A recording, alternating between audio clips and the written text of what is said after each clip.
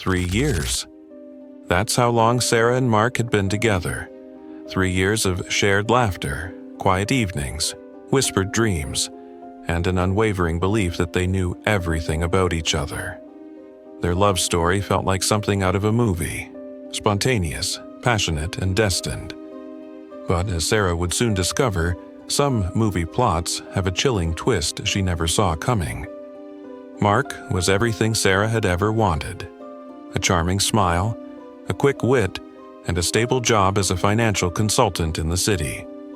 He'd always been a bit vague about the specifics of his work, chalking it up to client confidentiality.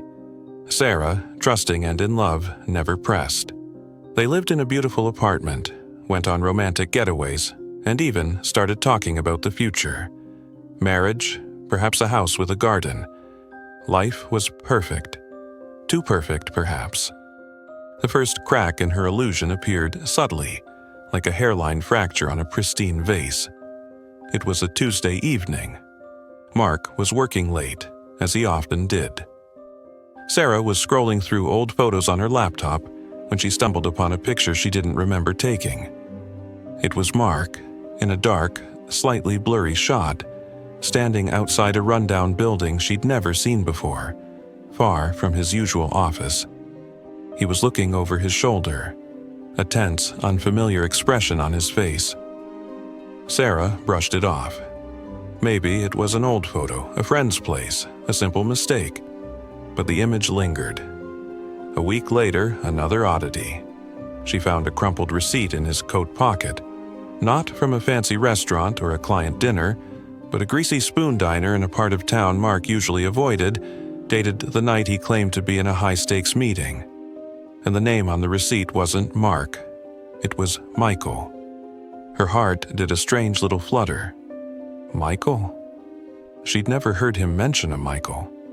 She tried to rationalize it. A nickname? A colleague's name?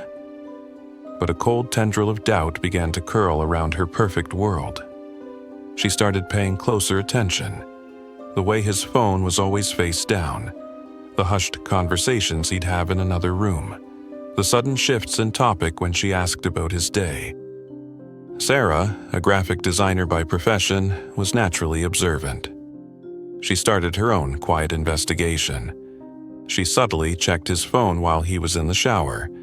Nothing overtly incriminating, but a contact listed only as Client X with an unusual number of late-night calls. She researched financial consultants in the building he claimed to work in. His name wasn't on any directory. The old photo of the rundown building gnawed at her. She used reverse image search, cross-referenced it with local maps. It turned out to be an abandoned warehouse district on the outskirts of the city, an area known for other kinds of dealings. Her stomach churned. Her Mark, couldn't be involved in anything illicit. Could he? One rainy evening, Mark claimed he had an urgent meeting. Sarah, feigning a headache, stayed home. As soon as he left, she was in her car, following him. Her heart hammered against her ribs. She kept a safe distance, watching him navigate through the city, away from his supposed office, deeper into the industrial zone. He pulled up to the same derelict warehouse from the photo. She watched him enter. Minutes stretched into an eternity. Then, 2 figures emerged from the shadows and joined him. They weren't businessmen in suits. They were rough-looking, one carrying a suspicious-looking duffel bag. Sarah's breath hitched. This was not a financial consultation. This was something dark, something dangerous. She pulled out her phone, shaking, and zoomed in. As Mark turned to face the other men, a harsh streetlight illuminated his face, revealing a grim, hardened expression she had never seen before, the face of a stranger. Sarah didn't confront him that night. She drove home in a daze, the weight of his deception crushing her. The next morning, she waited. Mark walked in, tired but with his usual charming smile. He started to explain his late meeting, but Sarah cut him off, her voice trembling. "Who are you, Mark?" she asked, holding up the photo from the warehouse. His smile faltered. replaced by a mask of shock, then a flicker of panic.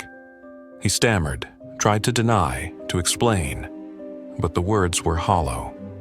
She held up the receipt with Michael on it. And who is Michael?